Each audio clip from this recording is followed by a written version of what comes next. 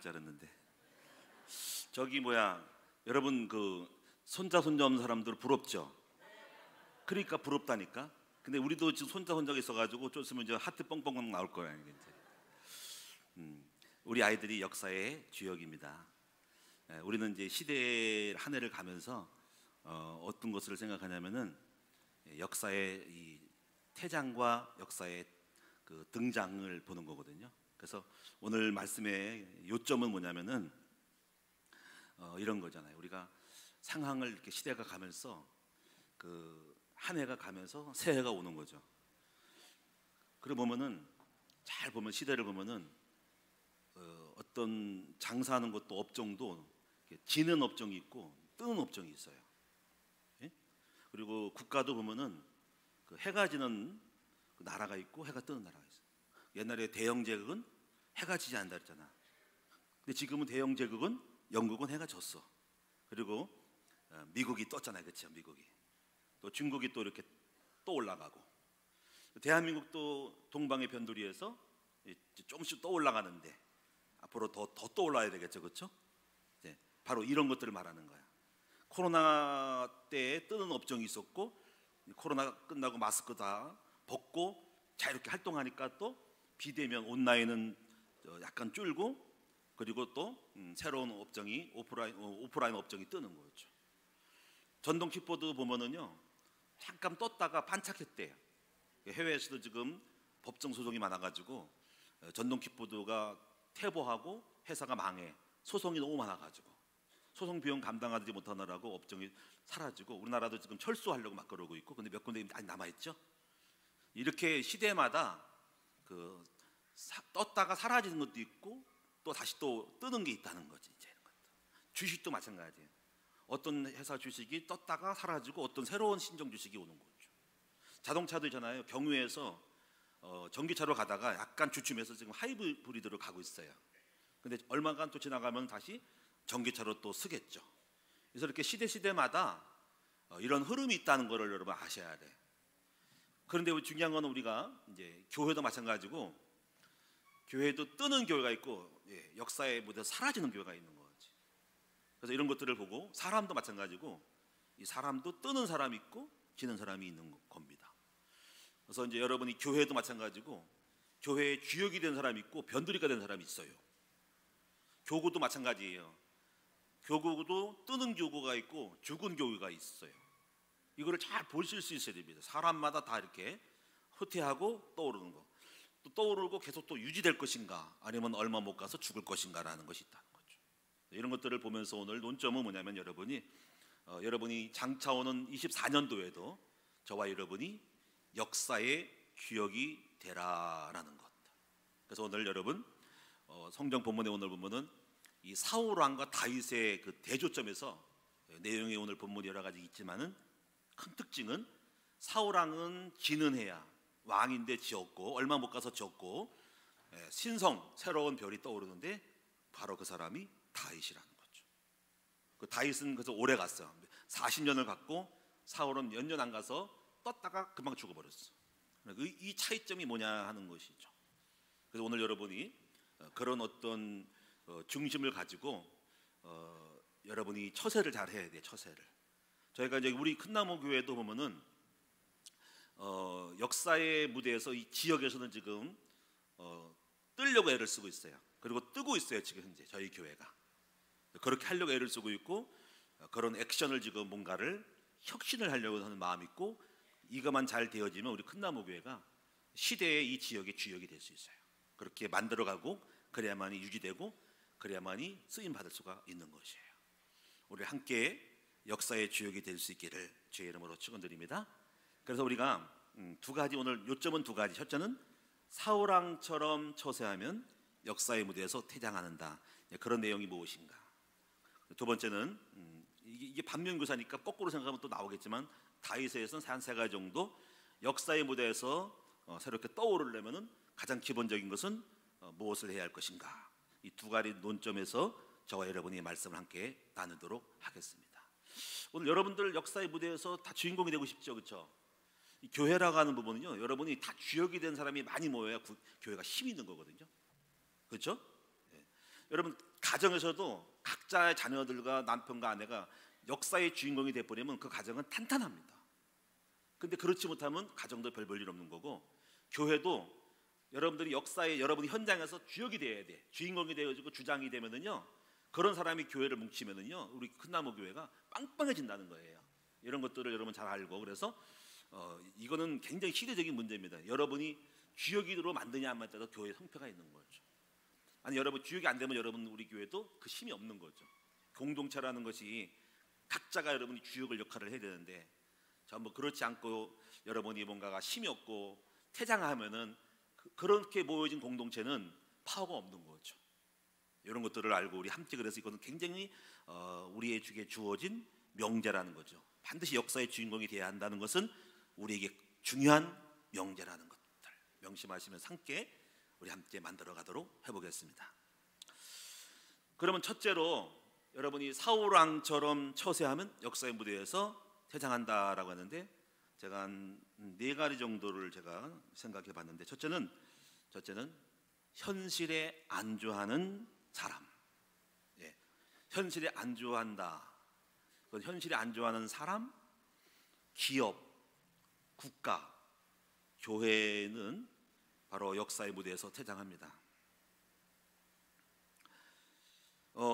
자전거를 예를 들면, 자전거는 나아가지 않으면 쓰러진다. 자전거, 두발 자전거, 가만히 서 있는 법이 없죠. 뭘 받치지 않으면, 서 있으면 받치지 않는 이상은 일반 자전거 쓰러지죠.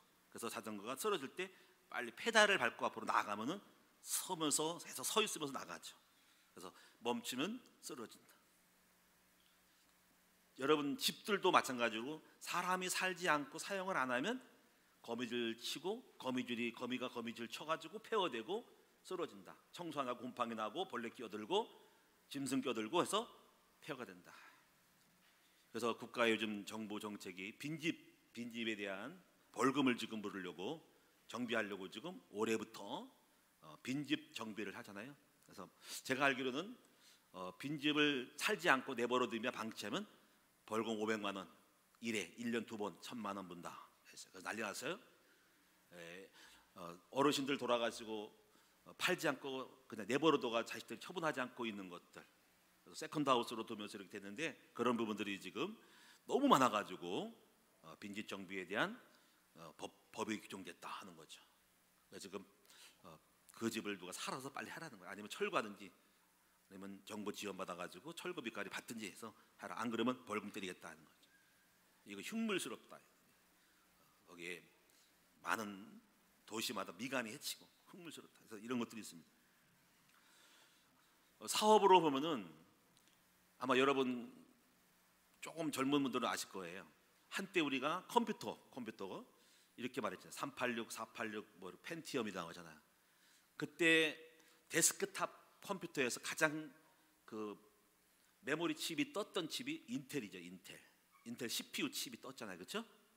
근데 그 인텔이 빵빵했고 거의 독과점으로 인텔이 자료를 공급을 했습니다.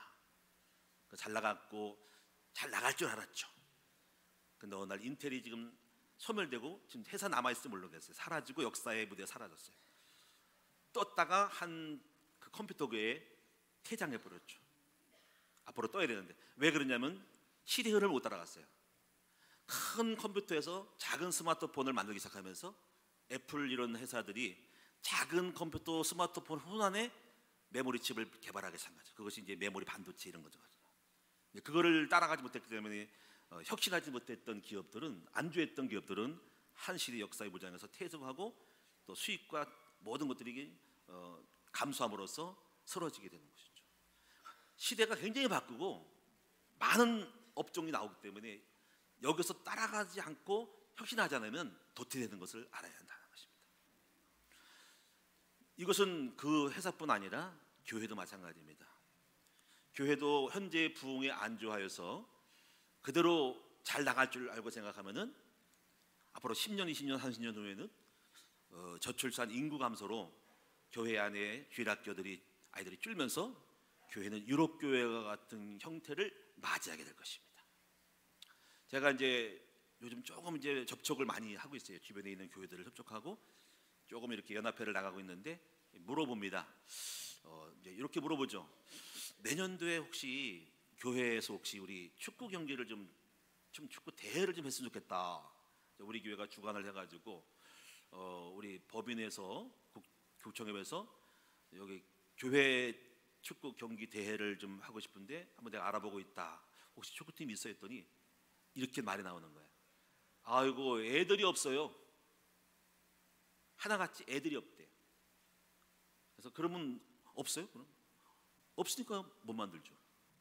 그럼 혹시 그런 축구팀인 데가 없어요? 어느 교회 하나 있대요. 그 교회는 그 목사님이 굉장히 관심이 많아가지고 축구팀이 있는데 빵빵하대요. 그리고 거기 한번 내가 알아보겠다. 근데 이게 축구 경기를 하고 싶어도 경기할 팀이 없는 거라.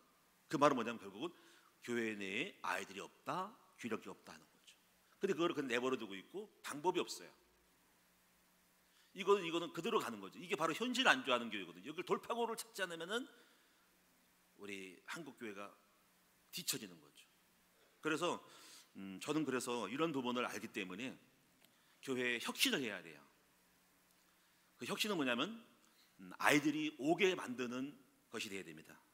비록 자체적으로 아이들을 낳을 수도 있겠지만은 외부에서도 아이들이 우리 큰나무교회에 와서 그 아이들이 교회에 영적인 것을 받아서 또 교회 내에 그런 중요한 중직으로 채워진다면은 우리 큰나무교회의 미래는 탄탄하잖아. 그래서 그 아이들을 올 수 있는 방법이 세 가지로 저는 본 거고 그 세 가지를 관점으로 지금 스탠스를 취하고 있는 거예요. 그 첫 번째가 학교입니다. 지방의 도시의 학교는 사라지고 폐교되지만은 그래도 인구 집중이 되기 때문에 도시에서의 학교는 아이들이 항상 있어요. 그 학교를 교회가 만들어낼 때 교회는 아이들로 하여금 오게 돼 있는 거예요. 그리고 또 이제 두 번째 부분은 아이들이 좋아하는 콘텐츠 문화, 바로 K-팝이죠. 이런 것들을 갖다가 교회 내에 도입을 할 때에 아이들 올 수밖에 없는 거죠. 이 예상이 맞았는데 2024년대 정부 정책에 있어서 한국의 고등학교를 몇 군데 세운 첫째는 반도체 고등학교를 세우고 두 번째는 대여섯 개의 전국의 K-팝 고등학교를 세운다는 거예요. 대한민국의 주류로 끄는 것은 문화거든요. 문화 K-팝으로 인해서 전 세계에 한국을 모르는 청소년들이 없죠. 그리고 호감도가 높고 이거를 정책적으로 국가에서 개발을 해서 고등학교를 음악 K-팝 고등학교를 세운다는 것은 무엇을 말해주고 있는 걸까요? 여기서 아이들에 대한 트렌드가 있는 거죠. 그래서 그 학교는 앞으로 굉장히 뜰 거예요. 배가 아프더라고. 아, 내가 이걸 세워야 되는데. 근데 괜찮아요. 많이 아직 안 세우니까 6개니까 대도시 깔리겠지. 근데 복음 없는 K-팝은 소용이 없죠. 그래서 저희 교회가 그런 마음을 갖고 있는 거예요. 제가 왜 K-팝을 하고 교회 내에 우리 BTS 같은 댄스 그룹들 만들고 싶으냐, 학교 내가 아이들이 오게 하려고 그러는 거예요. 그래서 그 아이들을 공부시키고죠, 치유해서 인재를 만들고자 하는 거죠. 우리는 혁신해야 됩니다. 그래서 우리는 가감하게 저 골드클래스 상가를 매입한 이유는 그러한 혁신에 대한 차원으로 외부의 교육기관을 만들고 싶은 거죠. 교회는 종교 비정리 법이기 때문에 학교 자체에 깊이 많이 들어가면은 굉장히 많은 태클이 걸릴 수가 있어요. 교회가 아이들을 많이 소수면 괜찮지만 10명, 20명, 50명, 100명이 될 때는 주목을 하기 때문에 왜 교회가 저렇게 후원금을 받는 거에 대한 문제가 오는 거죠. 그래서 계산하는 거예요. 밖에다가 장실을 만들어야 한다는 거죠. 근데 오늘 여러분들이 이렇게 생각을 좀 더 여러분이 좀 혁신하는 생각을 갖고 있으면은 여러분들 생각에는 동의할 거예요. 여러분들에는. 그렇죠? 저희 큰나무교회 내부에도 반드시 우리 청소년들을 좋아하게 만들어야 되거든요.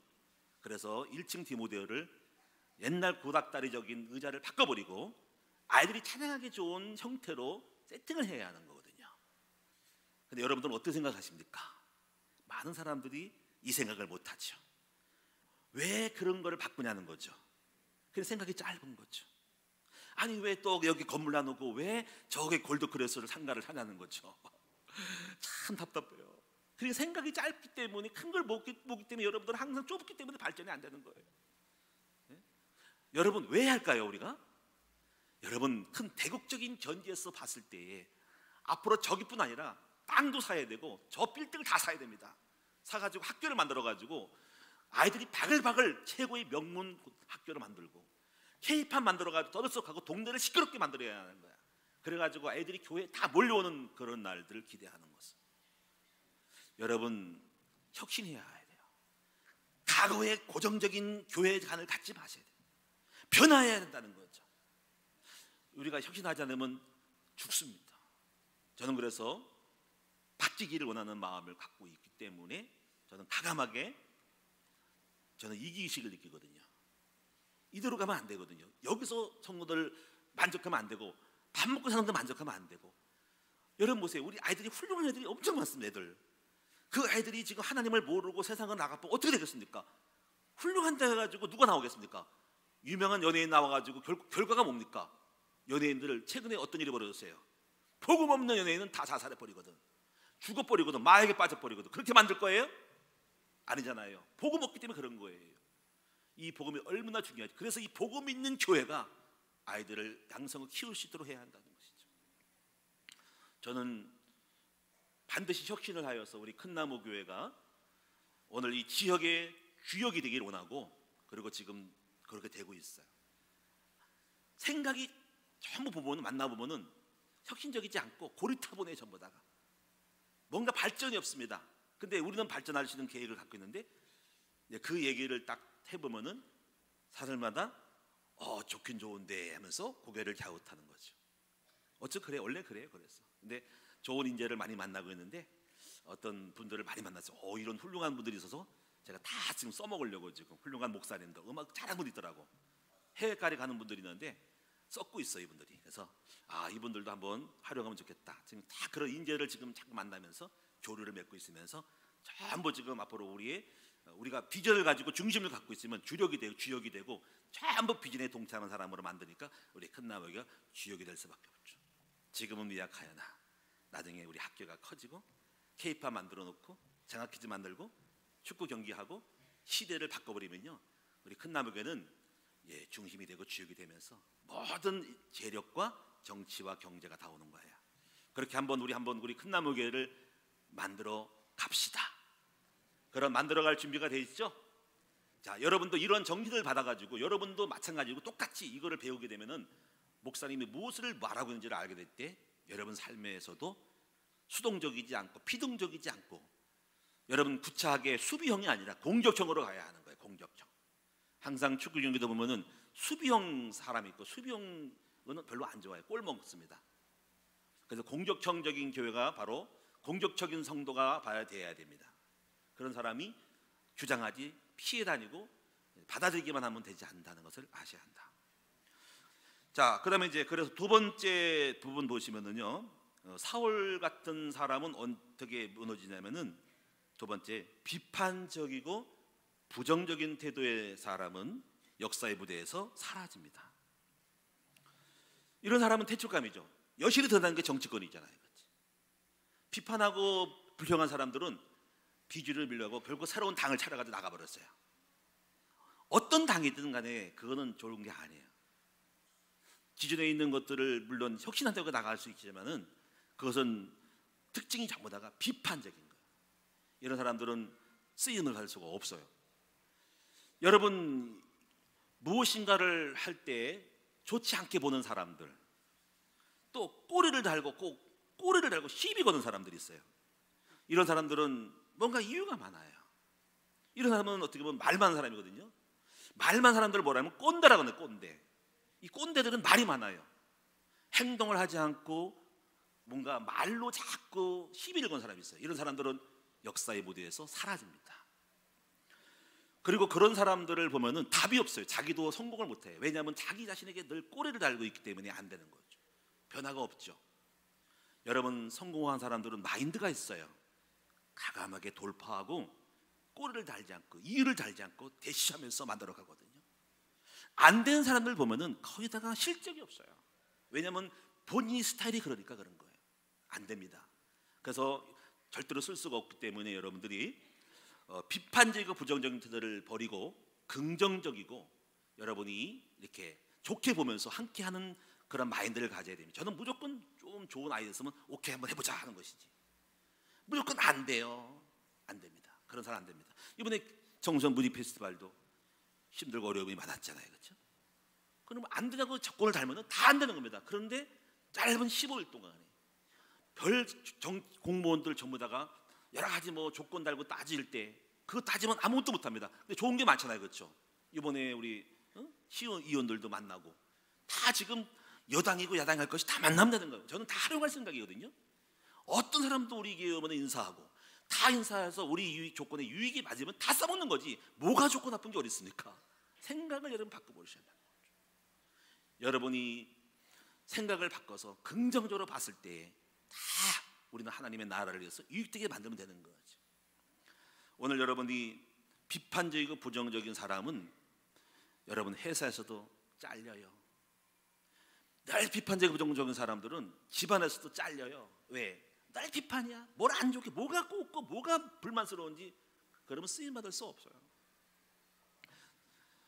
여러분 세 번째는요, 여러분이 어떤 사람이 역사의 무대 태보가 되냐면은 자기중심적인 시각에서 더 크고 넓은 것들을 못 보기 때문에 그 사람들은 발걸음과 보폭이 말과 행동이 달라요. 대한민국이 역사의 무대에서 태보했잖아요. 구한말 시대에, 조선 시대에 세국 정책을 써가지고 좁가지고 우리나라가 전부 다라고 생각하잖아요. 그래가지고 그때 당시 일본은 메이지 유신, 명치 유신을 뗀데 메이지 유신 개혁을 해가지고 세계 문물을 봤어요. 외국의 함선이 들어올 때 저도 그 영화를 많이 봤어요. 흑선이라고 그러죠. 그동안에 만들었던 일본 배보다 20배, 30배가 크고 기름을 칠했는데 통통통통 하면서 모두 달아가지고 증기기관차에 달아가지고 배가 뜨는 거예요. 속도도 빠르고 엄청 큰 걸 보고 일본 사람이 놀랬죠. 그래가지고 서양 문물을 받을 때 수구파와 개혁파가 있었어요. 수구파는 저놈들 몰아내자, 다 죽이자. 그리고 개혁파는 받아들이지 않은 파로 갈랐는데 결국은 나중에 개혁파 쪽이 우세하면서 일본이 유학생들을 보내죠. 그래서 해외 문물을 받아들이면서 과학과 예술과 공부를 해가지고 와가지고 일본을 바꾸기 시작하죠. 그들이 일본의 주류의 정치인이 됩니다. 그리고 조총으로 무장하고 과학으로 무장해가지고 깨어나가지고 힘이 생기니까 야, 우리 일본만 살지 말고 한번 영토를 한번 넘어가 보자 해가지고 저 중국 대륙을 넘어가자. 그러면 한국을 땅을 건너가지고 가자 해가지고 침략한 거예요.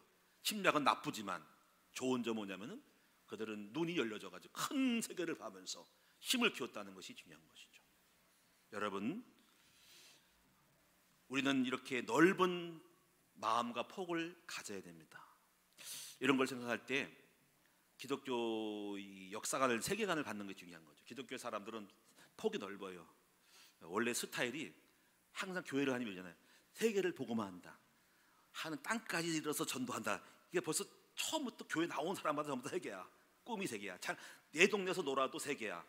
그러니까 일찌감치 성교하는 마인드가 있으니까는 복음이 들어간 나라마다 그들의 눈동자는 국내가 아니라 세계였어요.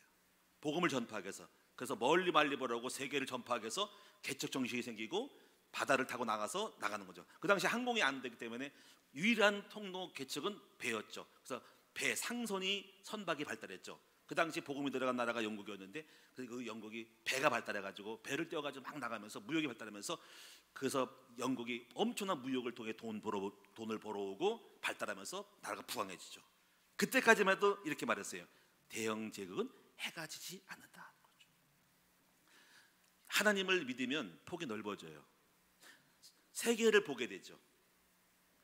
237개국 5천 종족에 대한 꿈을 갖는 거죠. 감히 우리가 동네에서 놀던 사람들이 우리 입에서 세계를 복음화하는 많이 생기는 거죠. 근데 이게 굉장히 중요한 안목이죠. 전 지금도 그런 생각을 하고 있죠. 이것은 축복이죠. 오늘 여러분이 하나님을 알게 되면 비전이 생기고 비전이 우리의 그릇과 폭을 넓히고 그래서 우리가 이 세계화라는 말을 감히 우리 입에 더 달게 되고 그런 포석을 하게 되는 것이죠. 그리고 우리가 학교가 세계적인 인재를 양성한 학교로 감히 이런 말을 쓸 수가 있다는 거죠. 이 자체로 좋은 거예요. 우리는 넓혀야 됩니다. 우리는 넓히 세계적인 나라에 나가야 되죠. 여러분, 요셉의 포용력은 그를 총리까지 만들었어요. 형들은 쫀쫀해가지고 동생이 조금 꿈을 꾸니까 시기에 나가지고 비판하고 잡아먹고 죽이려다가 결국은 인생이 하루로 전락했지만은 요셉은 넓어가지고 큰 뜻이 있어가지고 형들이 하는 것조차도 다 그들의 큰 포부 속에 바닷속에 집어넣어가지고 괜찮다고, 하나님이 뜻이 있어서 당신들을 쓴 거라고 해서 엄청난 넓은 머로 포용하니까 그릇의 차이가 있는 거지. 그리고 결과는 찬란하죠. 요셉은 총리요, 형들은 밥 빌어먹는 사람이 된 거죠. 사랑하는 여러분, 우리는 시각을 넓히셔야 됩니다. 여러분이 시각이 좁다면 하나님이 없는 거고 하나님에 대한 비전이 없기 때문에 좁아진 것입니다. 그래서 좁은 사람들 보면 그래요. 하나님 없다, 하나님의 계획도 없다, 그럴 리가 없는데 꾸민 사람들은 이해 못합니다. 하나님이 없고 비전 있는 사람들은 왜 우리가 이런 일을 해야 되는지를 이해 못하고 매사에 힘이 나가는 거죠. 그러니까 물이 다른 거죠. 여러분 하루살이와 개구리와 여러분의 사람이 다른 겁니다. 네 번째 부분은 여러분이 역사의 무대에서 사라진 사람들은 쓸데없는 일에 에너지를 낭비한 사람이에요. 사울과 다윗의 차이점을 잘 보시면 사울은 전쟁 준비를 하고 군사력을 키워야 되는데 그 왕 되고 나서 한 일은 결국 이겁니다. 사람 뒷공이 쫓아다니면서 저놈 때려잡으려고 하는 것밖에 없었어요. 누구 다윗을 때려잡으려고 군사를 걷다 풀어버렸어요. 차라리 그 군사를 키워서 외적을 침략하는 마거 방벽을 세우고 군대를 양성하여 적군을 공격해가지고 점령하실지언정 어찌 자기 내부 소진을 하냐 이거지. 다윗을 쫓아내라고 죽이느라고 군사를 풀고 맨날 신경 쓰라고 말해요. 이것이 쓸데없는 에너지를 쓴 사람들은 역사의 무대에 퇴보하는 거죠. 그래서 자기 왕 노릇을 다 그렇게 했습니다. 사람 잡아 죽이느라고.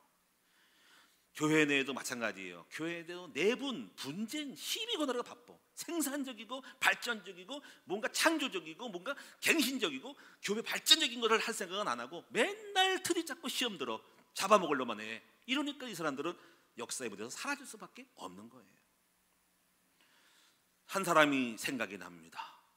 청일전쟁, 일본에게 패배했던 청나라의 말기, 바보 같은 서태후. 그 당시에 황제가 있는 허수아비였고 그의 어머니인가 할머니인가 모르겠는데 서태후라는 사람이 실권을 잡고 섭정을 했잖아요. 근데 보면 역사를 보면은 그 당시에 전쟁에 나간 군인들이 빨리 일본이 지금 들어오고 싸우니까는 배를 만들어야 한다는 거예요. 그래서 그 예산을 가지고 배 만드는 데에 투자를 해야 되는데 이 서태후가 자기 생일잔치를 엄청 크게 그 나라의 국가의 예산을 엄청 많이 썼대요. 써가지고 섬 하나를 빌려가지고 자기 내치의 뭔가를 사람들을 접대하느라고 엄청나게 많은 걸 쓴 거예요. 그래가지고 정작 배를 큰 배를 대적할 만한 배를 사야지 못하고 작은 함선 가지고 일본이 쳐들어오면서 맞짱 떴을 때 패배한 거죠. 그래서 역사들이 교수들이 지금 제가 세계의 그 역사를 딱 보면은 그 서태후에 대한 청일전쟁에 대한 역사를 보면은 바로 이 쓸데없는 일에 에너지를 낭비해서 정작 써야 될 군비에는 못 쓰고 거기서 낭비해서 패배했다라고 말하는 거예요.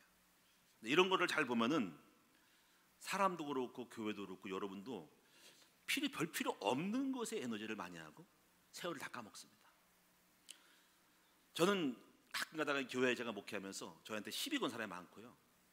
맞짱을 뜨자고 하고 또 법적인 것도 올 수 있는 사람도 있어요. 제가 우리 오장님한테 장로님 패스.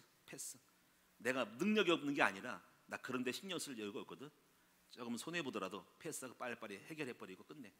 내가 머리를 거기에 쓸 시간이 없어. 알아 사탄이 내 머리 뺏으려고. 그 생각에 잡혀서 내가 소송권을 이기려고 하면은 재판장에 가야 되고 법원 몇 번 불러가야 되고 1년이 끌면 목회 끝나는 거야. 이게 사탄 전략은 우리의 에너지, 우리의 시간, 우리의 마음을 다 뺏기는 거거든요. 이걸 알았기 때문에 얼마 남지 않은 이 세월 속에서 거기에 낭비할 필요가 없어. 그래서 중요한 게 패스 넘어가 말르지 말고 그냥 신경 꺼 넘어가 내버려 더 중요한 걸 해야 되거든. 사탄은 우리를 뺏어버려. 우리 시간을 뺏어버려. 쓸데없는 걸 뺏어버려. 그래서 패스라는 거야. 패스 넘어가는 거야. 웬만한 건 저 다 넘어갑니다. 내 옆에 있는 우리 사모도 그렇고 옆에 있는 많은 사람들이 있어도 많은 말을 하지만 거기에 신경 쓰면 열받으면 설교 안 나와. 패스 오케이 알았어. 여보 쓰레기 버리고 오세요. 내가 왜 쓰레기 버려야 돼? 알았어 버리고 올게. 패스하고 얼른 끝내고 설교 준비해야 돼. 패스 하다 합시다. 패스하자. 여러분 무슨 얘기 아시겠죠? 이걸 알아야 돼. 이게 여러분 쓰임 받지 못한 사람은 쓸데없는 일에 묶여 있어. 잡스러운 것에 묶여 있고 별것도 없어. 별것도 없는 결국 결과적으로 보면 아무것도 안 남는 거야. 내가 사람들을 다 보면요, 결국은 다시 돌아올 텐데, 다시 오리지로 올 텐데 그 시간도 애들 다 낭비하고 별것도 아닌데 그런 사람 굉장히 많습니다. 오늘 여러분 실속 있는 사람이 됩시다. 우리는 많은 걸 넘어가 패스하면, 제가 약해서 그런 게 아니라, 제가 뭐 그거를 해결 못한 게 아니라 한번 맞짱 뜨면 다 할 수 있어요. 근데 별거 아닐 때 넘어가는 거야. 그냥 넘어가지 그거 신경 안 써요. 깨달았거든요. 여러분 에너지를 낭비하지 말자. 두 번째 보겠습니다. 두 번째, 여러분 다윗은 어떻게 처세했기에 역사의 주역이 되었는가? 뭐 오늘 아까 말한 거에 반대로 생각하면 되겠지만 조금 다른 각도에서 세 가지를 좀 말씀드릴게요. 첫째는 하나님께 늘 가까이 있었어요. 이것이 역사의 주인공이 될 수 있어요. 다른 거 없어요. 누구와 가까이 있느냐? 다윗은 여러분 알다시피 다윗은 늘 예배를 잘 드리고 늘 기도하는 사람이었죠. 시편을 보면은 이 정도로, 시편 84편 10절에 보니까 주의 궁정에서의 한 날이 다른 곳의 첫날보다 낫다고 고백했다는 것은 그만큼 영적인 자리 앞에 나오는 그 맛을 본 사람이에요. 내가 왕국에서 맨날 있어봐도 왕국의 호의로운 희종을 받고 음식 많이 먹는 것보다도 아무 의미가 없어. 하나님 앞에 가까이 가는 것이 자기 인생에 가장 유익됐다라고 말하는 거죠. 그래서 다윗이 쓰임받을 수밖에 없었던 것은 하나님 앞에 가까이 간 거예요. 그럼 가까이 가면 어떤 일이 벌어질까요? 중요한 것은 계시를 줘요. 메시지를 줍니다. 저도 새벽 예배 때마다 이렇게 늘 하나님 앞에 나가서 늘 기도하는, 하나님 자꾸 말씀을 주셔요. 그 말씀대로 순종했더니 응답이 오는 거죠. 그래서 제일 중요한 것이, 여러분 성공한 사람의 특징은 하나님께 가까이 가는 거예요. 하나님께 붙어 있는 거예요. 그런 말씀을 주셔요. 요한복음 15장에 제가 놀라운 걸 발견했어요. 요한복음 15장에 너희가 포도나무에 붙어 있으면 하는데, 그 다음에 말씀이 8절인가 보면 내 말이 너희 안에 거하고 너희가 내 안에 가면 무엇인지 행하는 대로 구하는 대로 행하라 그러는 거죠. 그래서 순종하면은 사랑이 나옵니다. 순종할 때, 사랑할 때 복을 준다는 거죠. 근데 그 다음에 14절인가 5절 이렇게 나옵니다. 너희가 말씀을 계명을 순종하면 이제부터 너희를 종이라 하지 않고 친구라 하는 거예요. 근데 또 그 다음에 중요해. 친구에게는 하나님이 모든 것을 알리겠습니다 그러거든요. 여러분 가까이 있는 사람에게는 모든 것을 알려준다는 거죠. 이게 중요한 거예요. 여러분 응답이라는 것은 주님의 계시가 와야 되고 사인이 와야 되고 뭔가 지시가 와야 되는 거거든요. 그걸 받는 거 안 받는 게 차이가 있는 거예요. 아무리 기도도 안 떠올라요. 어떻게 할지를 모르는 거죠. 사업을, 목회를, 무엇을. 하나님이 가까이 한 사람들은 뭘 주셔요. 학교를 세워라, 교회를, 건물을 지어라, 땅을 사라, 뭐 하라, 성교원을 세워라, 다 하는 거죠. 애들 목사로 만들어라, 다 주는 거예요. 그러니까 그런 것들이 주님이 주시는 메시지거든요.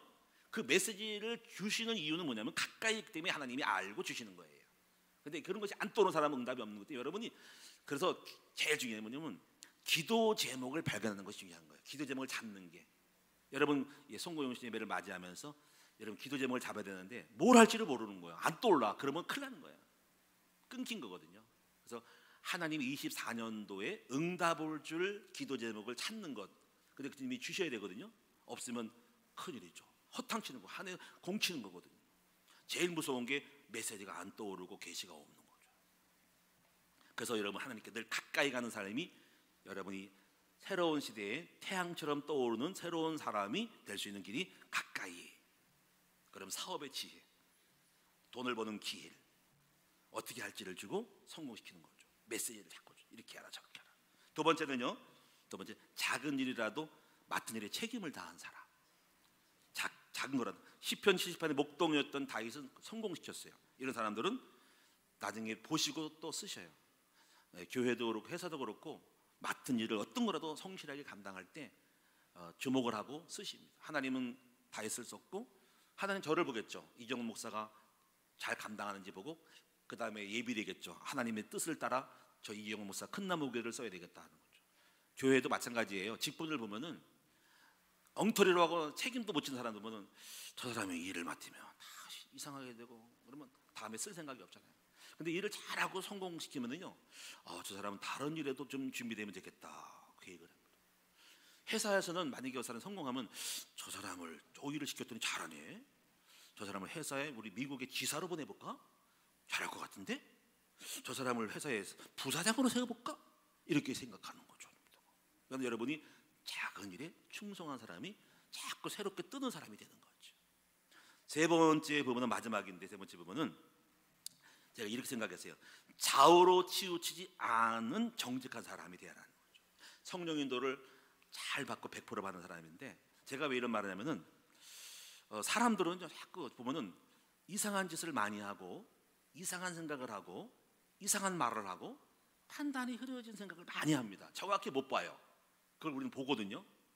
그래서 어떤 사람은 허무한 감정, 잘못된 판단, 깊이 못 보고 겉만 봄으로써 판단하는 일이 굉장히 많아요. 아까 같은 경우 똑같아요. 큰 것을 못 보고 작은 것에 얽매여서 거기에 따라서 오해하고 판단하는 사람들은 저 사람은 정직하지 않구나, 수고를 못 보는구나, 합당하지 않는 사람이구나 할 때 저 사람은 큰 일을 맡겨도 오류를 범하기 때문에 큰 일을 맡길 수가 없구나라는 거죠. 정세를 정확히 본 사람이 되어야 되거든요.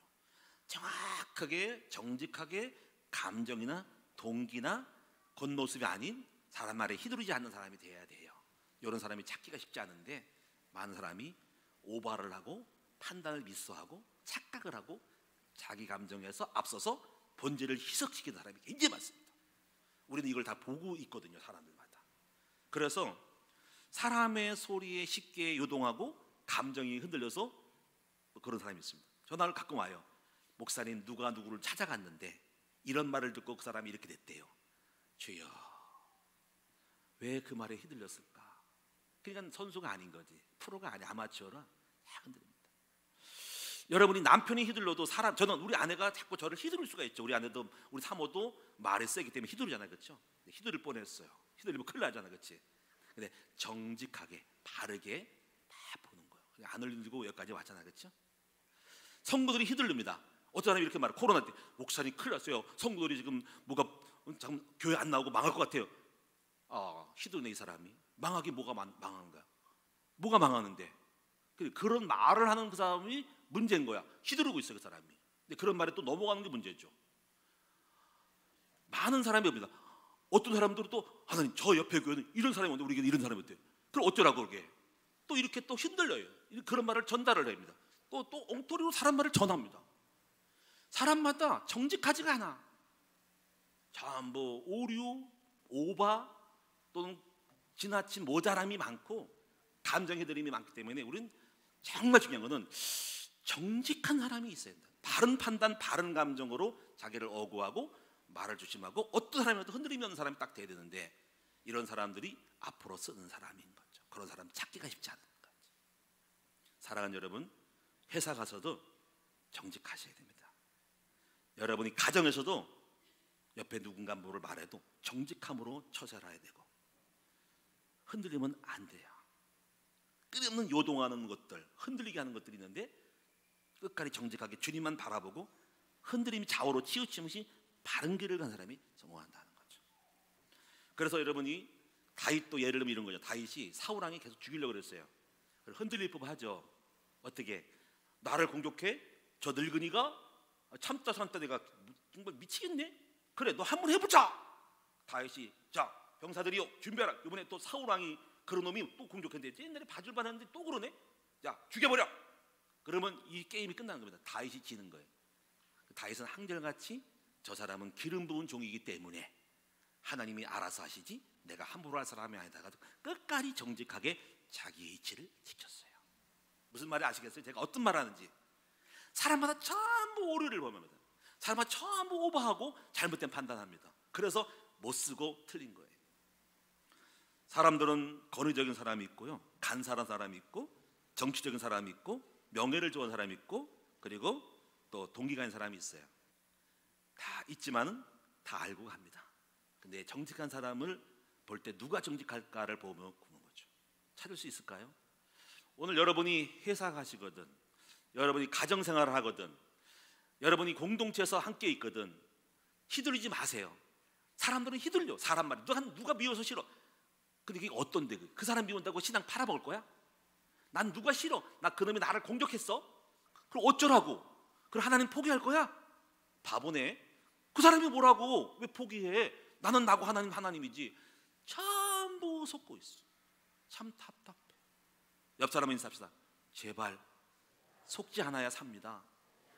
사단이 여러분 이제 밀가루로도 까본데, 밀가루로도 까본데 밀가루도 여러분 달아보는 거지. 사람을 파송해볼까, 신방 보내보자, 휘둘러가지고 어쩌고저쩌고 항정 보내보자, 좀 어렵게 보자, 누가 말 시켜보자, 전화질 해보자, 휘둘러가지고 왜 저기 정신없어. 여러분 이러니까 여러분이 아직까지 그릇이 아닌가, 정직하지 않다. 누가 쓰임받아요? 정직한 사람이 쓰임받습니다. 저도 그렇게 되려고 애를 써요. 어떤 환경과 어떤 상황에도 휘둘리지 않는 사람이 되는 거죠. 이렇게 되려고 애를 쓰고, 그래서 늘 깨워 기도하면서 주님, 이런 상황이 왔네요. 감정을 억누르고 흥분을 감추고 속지 않고 여기에 말려들지 않고 하나님께서 원하는 길을 가야 되겠다. 바른 판단과 바른 생각 속에 왜 이런 일이 일어난지 그거를 자세히 주위에서 보고 쉽게 겉만 보고 판단하지 않는 그런 정직한 사람이 될 때 승리할 수 있고, 그렇지 않으면 쓰임받을 수가 없지요.